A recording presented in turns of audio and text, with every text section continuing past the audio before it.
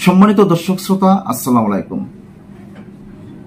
বাংলাদেশে কি হতে চলছে, বাংলাদেশের বর্তমান পরিস্থিতি কেমন? 8ই আগস্ট নতুন বাংলাদেশ দিবস, 16ই জুলাই আবু সাইদ দিবস, 5ই আগস্ট গণ অভ্যুত্থান দিবস, এই যে নতুন বাংলাদেশ দিবস পালন করার কথা বলছেন। 1971 সালে যে মুক্তিযুদ্ধ হয়েছে, সেই মুক্তিযুদ্ধের 30 লাখ শহীদের বিনিময়ে, 2 লক্ষ মামুনের ইজ্জতের বিনিময়ে পাকিস্তানের কাছ থেকে ছিনিয়ে আনা যেই নতুন বাংলাদেশ আমরা পেয়েছি, তাহলে কি সে মুক্তিযুদ্ধকে ছোট করে 24কে বড় করে দেখার অপচেষ্টা চলছে? আপনারা কি মনে করেন? এদিকে 8ই আগস্ট নতুন বাংলাদেশ দিবস পালনের যে ঘোষণা দিয়েছেন সরকার, এটা নিয়ে এনসিপির 2 জন নেতা এবং জামায়াত ইসলামের আমির ডাক্তার শফিকুর রহমান একটা বিমত পোষণ করেছেন। যে বিমত পোষণ করার যে কারণটা হলো, জামায়াত ইসলাম আমির বলতেছেন 8ই আগস্ট নয়, 5ই আগস্ট নতুন বাংলাদেশ দিবস ঘোষণা করা উচিত। এনসিপির 2 নেতাও এটা নিয়ে বিমত পোষণ করেছেন। 8ই আগস্ট এবং 16ই জুলাই এই 2টি দিবস প্রতি বছর যথাযথ মর্যাদার সাথে পালন করার ঘোষণা দিয়েছে সরকার। এখন আপনারা কি বুঝতে পেরেছেন? যারা মুক্তিযুদ্ধ করে দেশ স্বাধীন করেছে, পাকিস্তানের কাছ থেকে ছিনিয়ে নতুন বাংলাদেশ গড়েছে, আজকে সেই নতুন বাংলাদেশকে আবার নতুন করে এটা পুনঃসংস্কার করা হচ্ছে, এটাই বোঝানো হয়েছে। 5ই আগস্ট আমরা এটা বলতে পারি যে সরকার পতন হয়েছে, ছাত্র জনতার আন্দোলনের মুখে পড়ে সরকার পতন হয়েছে। সরকার পতন হওয়ার পর আমরা এই দেশটাকে অত্যাচারের হাত থেকে রক্ষা করেছি।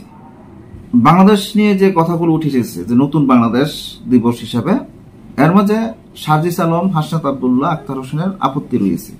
8ই আগস্ট যে নতুন বাংলাদেশ দিবস ঘোষণা করেছেন, এখানে কি যারা জুলাই আন্দোলনে অংশগ্রহণ করেছিলেন, যাদের দ্বারা এই আন্দোলন সফল হয়েছে এবং রাজনৈতিক দল যারা আছে তাদের সাথে বসে চিন্তা ভাবনা করে 8ই আগস্ট নতুন বাংলাদেশ দিবস পালন করার ঘোষণা দিয়েছেন, নাকি সরকারের তরফ থেকে এই ঘোষণাটা এসেছে? যদি সকলের সাথে মিলেমিশে এমন একটি ঘোষণা দেওয়া হতো, তাহলে হয়তো কোনো কারো আপত্তি থাকতো না। তাহলে সার্জিস আলম, হাসনাত আব্দুল্লাহ যে আপত্তি করেছেন, এ নিয়ে একটা রিপোর্ট পেয়েছি। আসুন আমরা এই রিপোর্টটি দেখে আসি। অধ্যাপক মোহাম্মদ ইউনূসের নেতৃত্বে অন্তর্বর্তী সরকার গঠনের দিন 8 আগস্টকে নতুন বাংলাদেশ দিবস ঘোষণা নিয়ে আপত্তি জানিয়েছে জাতীয় নাগরিক পার্টির শীর্ষস্থানীয় 3 নেতা সার্জিস আলম, হাসনাত আব্দুল্লাহ ও আক্তার হোসেন। আজ বৃহস্পতিবার বিকেলে ফেসবুকে এক পোস্টে এনসিপির দক্ষিণাঞ্চলের মুখ্য সংগঠক হাসনাত আব্দুল্লাহ লেখেন, নতুন বাংলাদেশের জন্ম হয়েছে 5ই আগস্ট, 8 আগস্ট নয়। 5 আগস্টের সাধারণ ছাত্র জনতার এই অর্জনকে সরকারের কুক্ষিগত করার চেষ্টা মেনে নেওয়া হবে না। কাছাকাছি সময়ে এ নিয়ে ফেসবুকে পোস্ট দিয়েছেন এনসিপির সদস্য সচিব আক্তার হোসেন।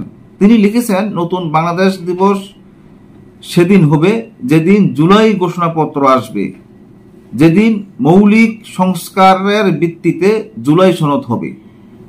আর এনসিপির উত্তরাঞ্চলের মুখ্য সংগঠক সার্জিস আলম সন্ধ্যায় তার ভেরিফাইড ফেসবুক পেজে লিখেছেন, 8 আগস্ট দ্বিতীয় স্বাধীনতা শুরু হয়নি, দ্বিতীয় স্বাধীনতা নষ্টের ছাড় দেওয়ার এবং বিপ্লব ব্যাহাতের কর্মযজ্ঞ শুরু হয়েছে।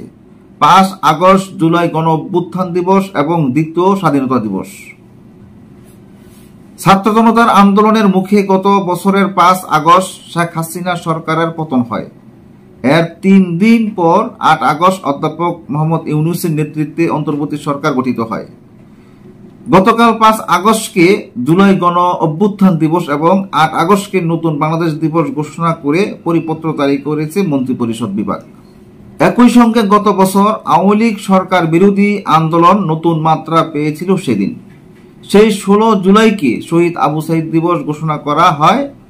ওই দিন গুলিবিদ্ধ হয়ে প্রথম নিহত হন রংপুরের বেগম রোকেয়া বিশ্ববিদ্যালয়ের ইংরেজি বিভাগের শিক্ষার্থী আবু সাইদ, যিনি জুলাই গণ অভ্যুত্থানে প্রথম শহীদ। গতকাল মন্ত্রিপরিষদ বিভাগের পরিপত্রে সংশ্লিষ্ট সব মন্ত্রণালয়, বিভাগ ও সংস্থাকে প্রতি বছর যথাযথভাবে এই 3 দিবস প্রতিপালন করতে বলা হয়। বর্তমানে যারা এনসিপির নেতা আছে সেই নেতাদের মন হয় নাই, তাদের আপত্তি আছে। আবার জামায়াত ইসলামের আমির ডাক্তার শফিকুর রহমানেরও একটা আপত্তি রয়েছে। সেই আপত্তি থাকার কথা ছিল না যদি তাদেরকে সাথে নিয়ে এমন একটি ঘোষণা দিত। আজ এই পর্যন্তই। আল্লাহ হাফেজ।